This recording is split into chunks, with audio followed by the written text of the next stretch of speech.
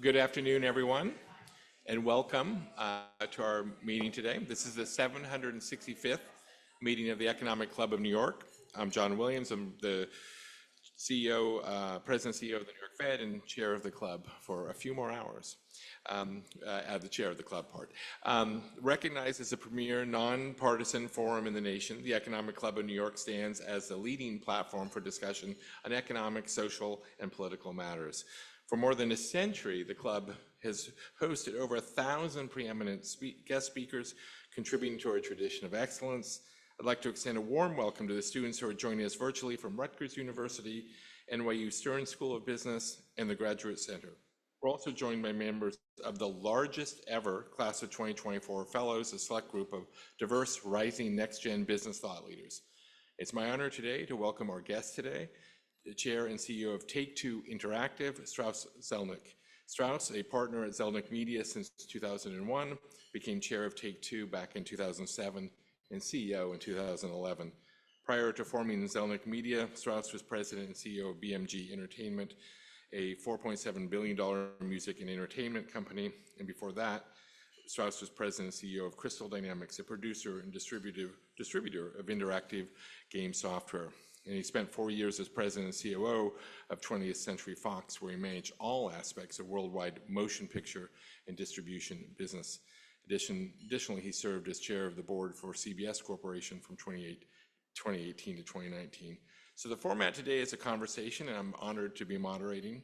As a reminder, this conversation is on the record, as we do have media in the room, online and in the room, time permitting, and we will make sure there's time for this. We'll take audience member questions from those of you in the room, so please plan your questions. So without further ado, please join me in welcoming Strauss to the stage and for further discussion.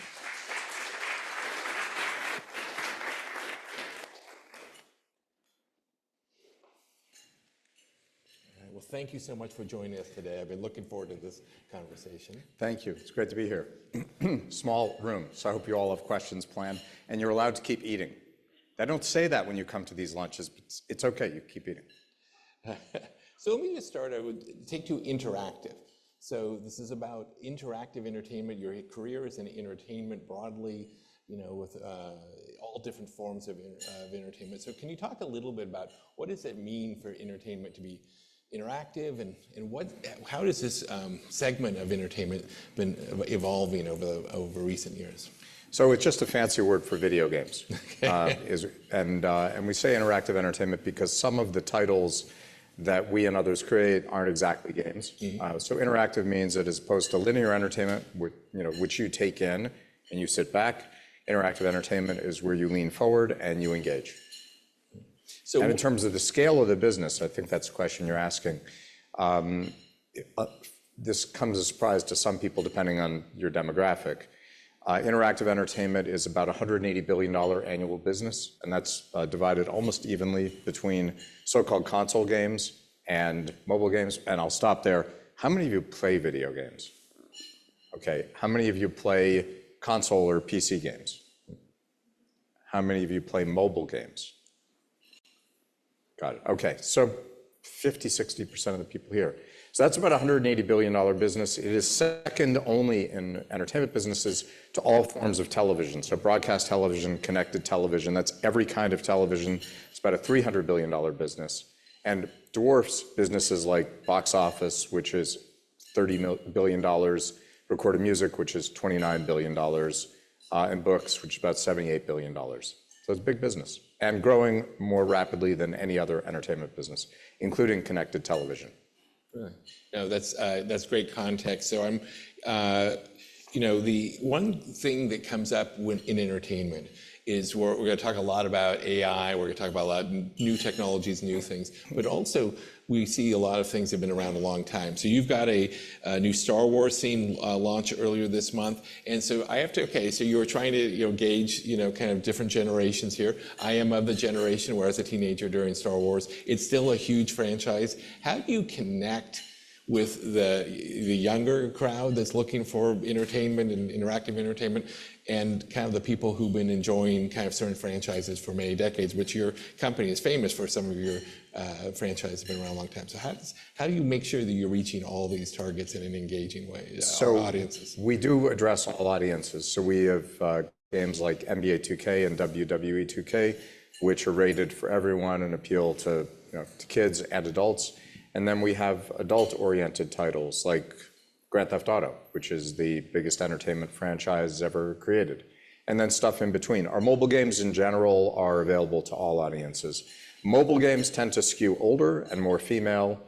Console games tend to skew younger and more male. But the business is basically 55-45 male-female.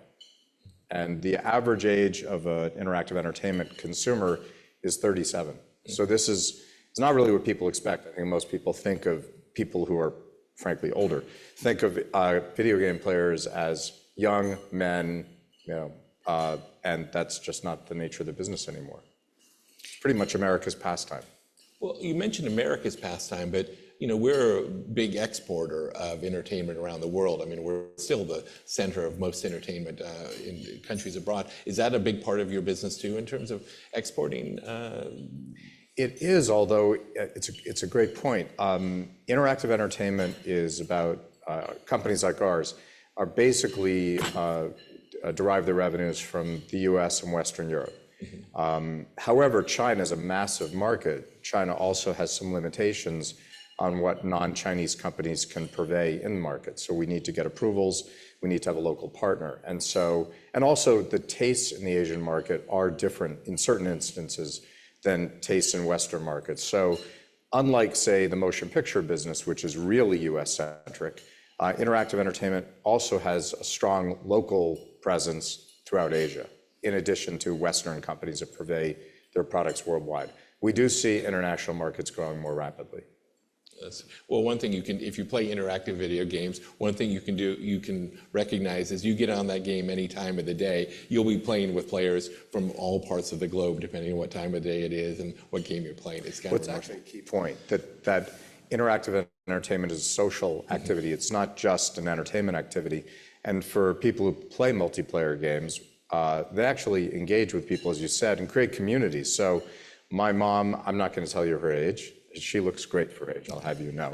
She plays bridge. She loves, she's a bridge player, and she plays bridge online, and she plays with friends, and they are her online bridge friends, and they're her actual friends. Now, she's never met them in person, and she is unlikely to, but they're her friends, and it enhances her life, because otherwise she's, basically playing with the same, local group. This way, her world expands. So, and it's true of teenagers as well. For many teenagers, engaging with their friends over video games during the play is actually a huge part of their social lives. So one thing that we talked about earlier was that you mentioned interactive means video games, but your companies, your activities go far beyond video games. So talk a little bit more about the broader portfolio of your own kind of companies. Well, ZMC, I think you're referring to ZMC. ZMC invests at the intersection of media and technology. So pretty much everything we do is informed by, and we hope supercharged by, technology. This was a really novel idea, amazingly, in 2001 when we started the firm. Pretty obvious idea today, but it's maybe even more exciting today than it ever was. So we have businesses that are relatively pure technology businesses. We have a company that enables local creators to purvey their wares broadly and enhance their revenue. We have a ticketing technology business.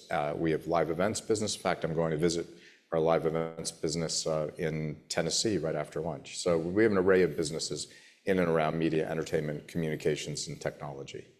And how much is technology transforming entertainment? I mean, we talked about video games where you see it, but more generally, it seems like we've seen a revolution in the production delivery of entertainment around the world. And it's just beginning. If you ask, I mean, I'm sort of both a traditional entertainment executive because where I came from the movie business originally, and I'm a new media executive because I chair a technology and entertainment company today that's very much exposed to the latest in technology. So I sort of see both. But if you grabbed, and they're all around here basically, grabbed sort of sitting CEO of a linear entertainment company and asked them about the golden age of entertainment, no, I think most of them, if they're being honest, would say that's behind us. That was 1925 to 1995. And I disagree. I think the golden age of entertainment is in front of us because of everything that technology will allow us to do. And I think it's the most exciting time in media.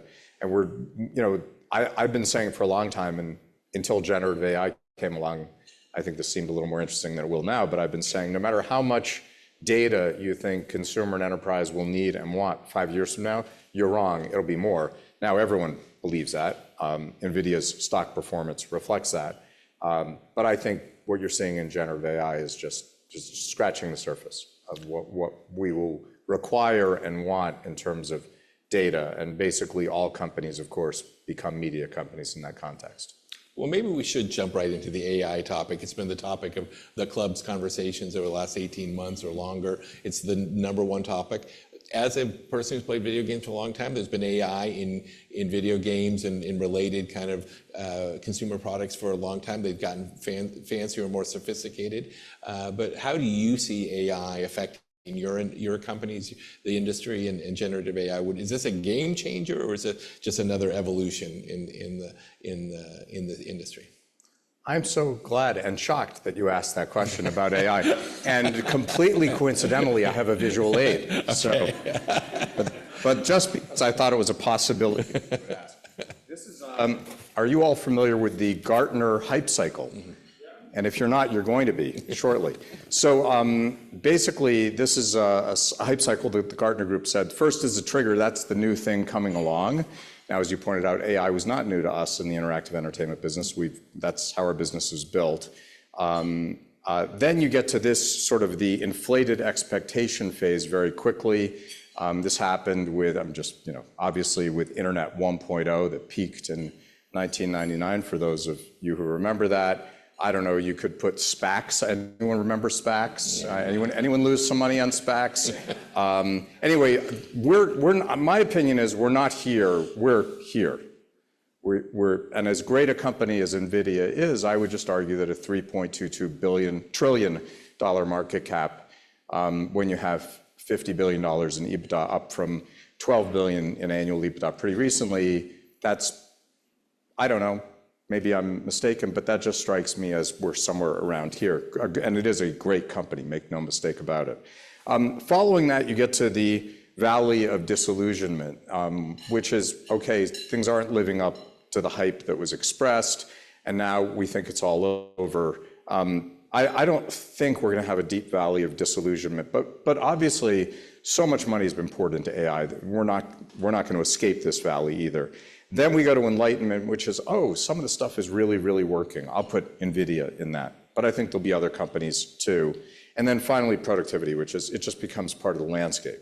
And you can apply this to, let's make it easy for everyone, because I think the best analogy to what you're seeing in AI now is electricity. So if you go back to the 1880s and you read newspaper headlines, which you can do, when electricity was just becoming a big thing, every company was describing itself as an electricity company, and no matter what they made. And they were like, we have electricity, we can use electricity. Every company changed the name of their company to something, the electricity company. It was a huge competitive advantage. And I would note that today, it's less of a competitive advantage to have electricity. And I think that's where AI is going to land. I think it's going to be commoditized. I think it's going to affect every business to one degree or another. And you won't even notice. I think the bulk of the value will accrue to a handful of really huge companies, most of which probably already exist.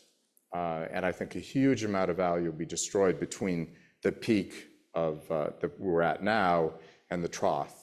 But ultimately, there'll be a lot of productivity. That's my broad discourse on AI. Now, in terms of where we're at, we're sort of at the beginning of what generative AI can do for us. We are already creating levels with generative AI, which makes us more efficient. I think a lot of mundane technological tasks will be handled by generative AI. And I think also some of our consumer-facing experiences will be positively influenced by generative AI. As an example, for those of you who play video games, you can interact with characters and talk to them.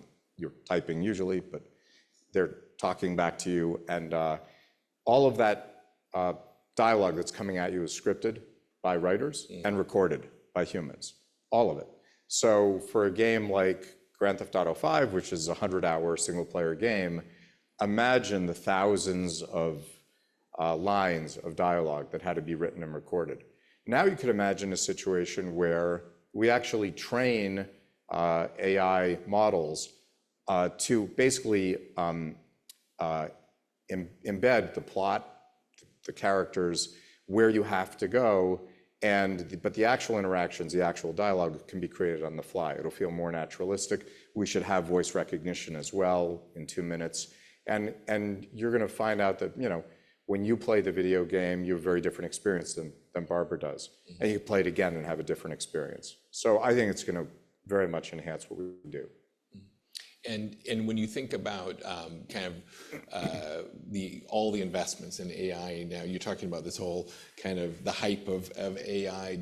How do you, I have this quote from you that said that your mission is to take to Interactive the most innovative, creative, and efficient entertainment company in the world. I mean, how do you make sure with everybody talking about AI that you're also the most creative and innovative company, as well as very efficient and sophisticated in the ways that you just talked about how AI can improve, reduce the time and cost of coding and some of this other stuff? Yeah, I mean, we have to be super practical because of the 3 parts of our mission, the most important one is be the most creative. Right. We need to make hits. So we use technology in service of creating hits, not for better or for worse. We don't do basic research. We do applied research only. And so our innovations are all in service of trying to make more hits. And so when you think about the state of demand for your products and the state of the consumer, turning to the economy a little bit more broadly, how are you feeling about demand for your products, whether video games more broadly in the technology realm, and what kind of indicators are you looking at to understand kind of what consumer demand is likely to be in next later in the year? I'm feeling cautiously optimistic. Okay. So I said when asked during the pandemic that I was asked about where demand would go. I thought that post-pandemic demand would be reduced from demand during the pandemic, but obviously greater than pre-pandemic. And that's exactly what happened. Despite that, I think all of us, ourselves included, got a little fat and happy during the pandemic where people were stuck at home. So demand for at-home entertainment just exploded. And all of us got out a bit over our skis and had to retrench a little bit, which is always incredibly painful. In 2022, we saw the mobile market decline for the first time in its history, and the console market was down as well. In 23, things stabilized, and we're seeing modest, small growth in 24. So broadly, we feel okay about demand. Remember, in things like entertainment, these are not things you need. These are things you want or don't want. So even if broad demand is strong, if you put out bad stuff, no one wants it. And even if demand is a bit muted, you put out great stuff, people will come out for it. But obviously, we prefer a robust market. And we're seeing that in the mobile market now. And it was sort of ushered in by a big hit brought to market, not by us, sadly, by one of our competitors, called Monopoly Go, which is a massive hit from Scopely. And then we have had some good results as well with Match Factory, which is blowing up for us, and other hits. We just released Star Wars Hunters, which also looks really good. The backdrop seems to be more friendly, and I think that's a result of the consumer now returning. So when you think, and I think that's in general what's going on in the economy. I don't know how you feel about that, but I sort of feel like the consumer's there. Despite inflation, the consumer's there. The economy's relatively strong, and I expect to have a pretty good holiday season. We're not a holiday-driven business particularly, but I think most people who sell to consumers would say we're heading into a pretty good season. Well, the consumer has definitely been resilient throughout this. Well, it doesn't hurt that there was a lot of stimulus. That's true. We think about what economists call the superstar economy in entertainment, and that there's a few huge stars like Taylor Swift today is the story, but there's been huge stars in film, in blockbuster hits. People are super successful in the far right tail of the distribution, and far less of that at the left tail of the distribution. How is technology changing that? Is it making it easier for people to break through? Is it fundamentally the same issue as we had 100 years ago? How do you think about what's happening in the entertainment industry, what you watched over your career? Is technology making it more of a winner-take-all world, or how do you think about it? It's a sophisticated question because the answer is sort of a little of both. The truth is the entertainment business has always been top 10 business. It really still is. So the bulk of the value goes to the top 10 players in every entertainment business there is at any given time. And it's hard, really, really, really hard to become a Taylor Swift because there are still gatekeepers in addition to the natural barrier of talent and the enormous competition that's there. But you're right, at the same time, there is an ability to address the market that didn't exist before because you actually can go direct. So we all know a story of a book that became a bestseller that was self-published, and started off, I think Bridges of Madison County, if I'm not mistaken, started off as, I think there was a great story that that book was, they approached like 50 publishers and all declined. I think ultimately was self-published to begin with, if I'm not mistaken, and became a massive hit. Well, that wasn't a possibility 20 years ago. There was no Amazon. You couldn't self-publish. But today, you want to self-publish. It's possible no one shows up for you, but you can do it. You want to make a video and you want to post it on YouTube, have at it. You can do it this afternoon. Someone could be, this is an on-the-record thing. So I don't know, we could be on TikTok now, right now, if someone. I can't imagine anyone on TikTok has any interest in this conversation, but you never know. So we'll see. that is right that you can now address the market creatively in a way that you couldn't before, but audiences are still aggregated in certain places with gatekeepers involved. We are a gatekeeper, for example, and force of capital, the ability to actually decide what to do and what not to do, curation, the expertise associated with experience around creation, all of those things do matter. Never mind the capital required to actually, bring, for example, Taylor Swift, there's a lot of capital required to bring that tour to consumers. It's incredibly expensive to do that and difficult, really, really difficult. And when you think about moving from the platforms with these massive investments of in terms of say video games on a standard console platform versus making smaller games in maybe mobile or things, does that open up more opportunities for smaller players, or is it basically the kind of the same economics or at play? Oh no, a mobile game is a lot cheaper to create, and if you wanted to sort of create a game in a garage, it's nearly impossible to do that competitively with a console or PC game. Nearly impossible. Nothing's impossible, but nearly impossible. But with mobile game, you still could, but you still need a lot of money to market the game. So I'll give you an example. Match Factory, we spent, I think, $80 million on user acquisition in the fourth quarter, which we told our shareholders because it tanked our numbers because it was a big, successful game, but you don't get back that marketing money right away. Comes back over a period of time. And so you need a lot of money. You may not need a lot of money to make Match Factory in the first place, but you certainly need a lot of money to turn it into a hit and support it as a hit. The days of free acquisition of players, those days are gone. That was the nature of mobile in the beginning. It no longer is. And for console, to make a competitive console or PC title, you probably need a couple hundred people minimum. We have way more than that, working on a title for, I don't know, 3 years, really absolute minimum to come to market. And then you have to market it like a major motion picture. You could spend, minimally $50 million and easily quite a bit more to market the title in the first place. So this is not like a garage. You and I are not going to do this after let's go do this, make a video game. It's not happening. I had an idea. Unless you had a couple $100 million on you to do that, to pursue that project. And when you think about the demographics, you did a quick poll of the people here. How are the demographics of interactive entertainment changing, and how people get their entertainment? You mentioned, people who just watch TV or traditional films. How do you see that evolving in the future? Who's going to be playing video games in the future? Is it everybody? Everyone who's here, who's still above ground, will continue to play video games because we consume for the rest of our lives the entertainment we fall in love with at the age of 17. So if you think about it, think about the music you listened to when you were 17. When you're alone and you want to listen to music, that's what you're listening to. That's just the way it is. So the average age of a player, as I mentioned, is about 37. You don't stop playing video games when you turn 38, and someone else comes into the cohort. And so that's why we have tailwinds in the business. The cohort's going to continue to grow until it reaches its natural asymptote. So the average age of a broadcast television viewer is mid-60s, for example. So there'll be a time, depending on how our population evolves, where I would imagine the average age is 50s, something like that. So there's plenty of room to be had in the cohort. And what's the advice I should give my grown son who likes to say, after watching me lose over and over against some enemy, that Dad, you've gotten too old for this, you need to put the controller down. So it's just Does he say that to you? He has said that to me, Really? yes. But I didn't stop. Good.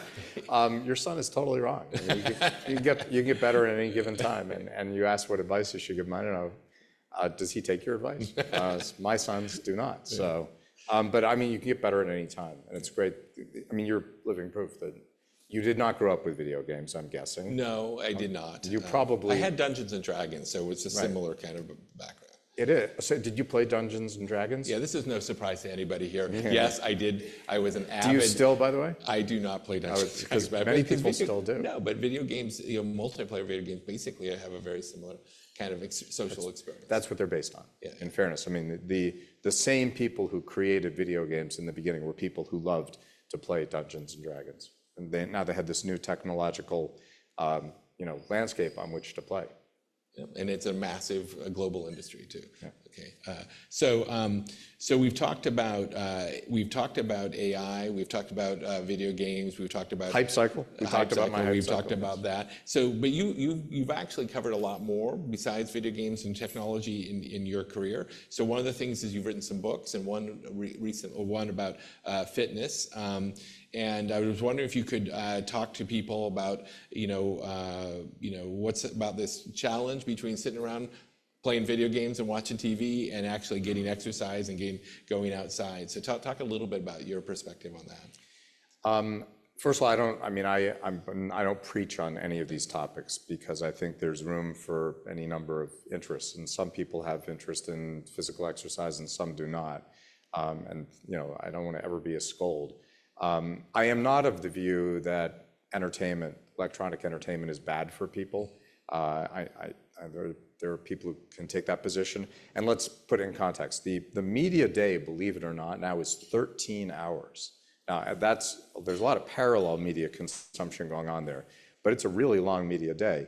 The average household in America is devoting over 4 hours, 4 to 5 hours to linear programming, to all forms of television, and about an hour and a half a day to interactive entertainment. That's the difference. So one way to look at it is there's plenty of room for growth for interactive entertainment. The other way to look at it is, consumers spend a lot of time engaging with audiovisual media, and I don't think that will ever change. My own view is that it's a really good idea to get exercise too, and I think most people share that view. I think there is a lot more to be done, particularly in this country, to get people out there exercising. But I don't think that is at the expense of consuming media. I think you can do both, and will do both, by the way. And how do you think about, I'm just listening to you, I just think about virtual reality and us all running around with these headsets on. Not happening. Why not? Well, I think, with the pantomime, I think you explained why not. Because we don't really like having vision and hearing occluding headsets on, and because we don't consume media and entertainment in a solitary way. We're sitting around with other people. So we're always with other people, and we like to be with other people. I think there's some really interesting advances occurring with regard to VR that actually does have a role in certain areas of our life. Military, for example, medical, for example, some training, especially where you have to synthesize an experience that you don't want to have, for the first time in the real world, like flying, for example.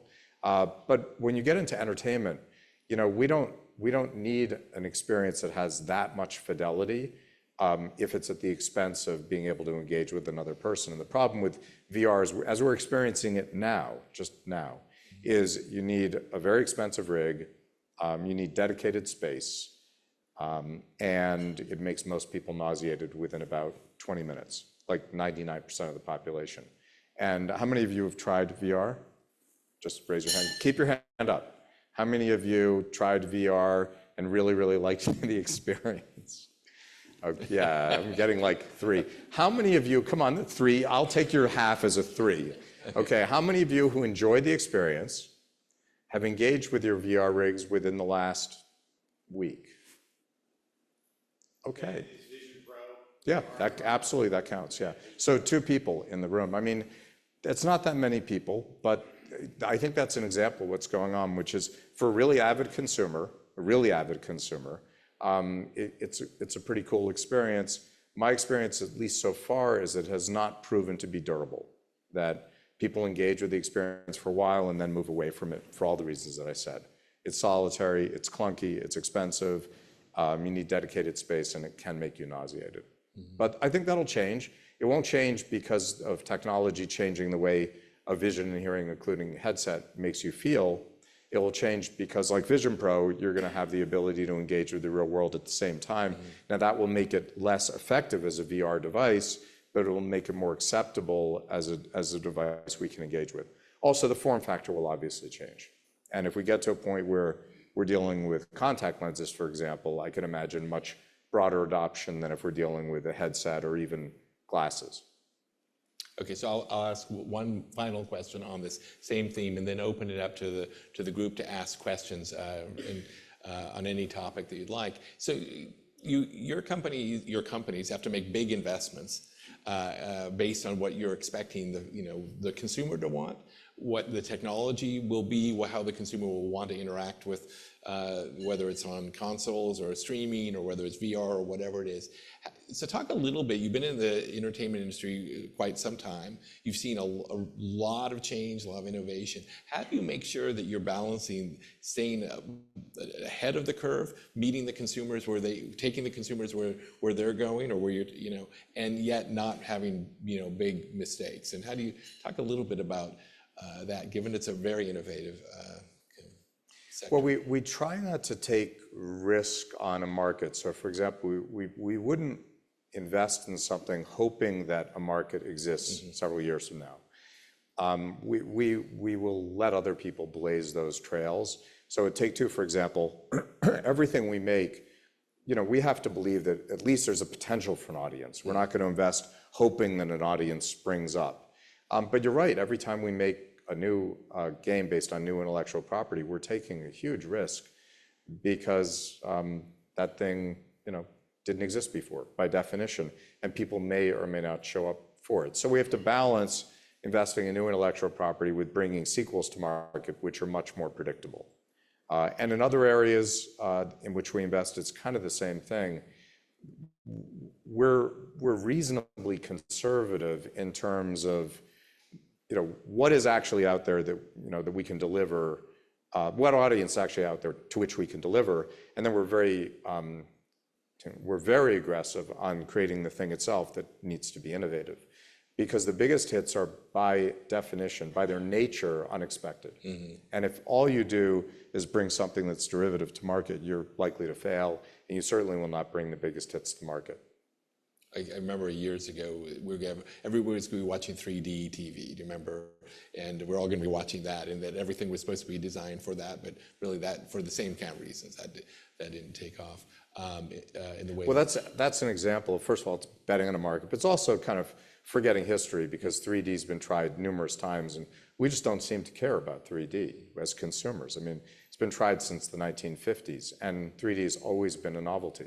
It's never been sort of a durable, ongoing business. And I mean, I do remember the whole Real D explosion. The hype cycle applied to that as well. You're absolutely right. There was a period of time where I think Real D had a huge market cap based on a belief that all movies would have to use their technology. And for a period of time, this is going back, I want to say about 10 years, there were a bunch of 3D movies, and some of them were really fun. And then, we're like, thank you, we don't need that. And in interactive entertainment as well, even though we're we're really looking at a 2D screen that is expressing a 3D experience, we seem to be okay with that. We don't need it to be a 3D experience, or want it to be, for that matter, because it seems to be a bit disorienting. So this is great. So I'll open it up to questions. I just realized I have another, but there's a whole bunch of hands. So we'll bring the mic around, and we'll start with this table and move around the room. Oh, well, thank you very much for that. On behalf of my 10-year-old son and identical twin girls that are 9. They're asking for someone else. I get it, yes. Well, they are my proxy. They use all, I use them to test out all this new stuff because I don't know how to use those monitors and things like that as well as they do. But help me help them in my war with my wife over video games. Because, you know, you just lost it. Like, help me in your war with your wife. Who do you think I am? Like, I've been married for 34 years. I have my own issues, okay?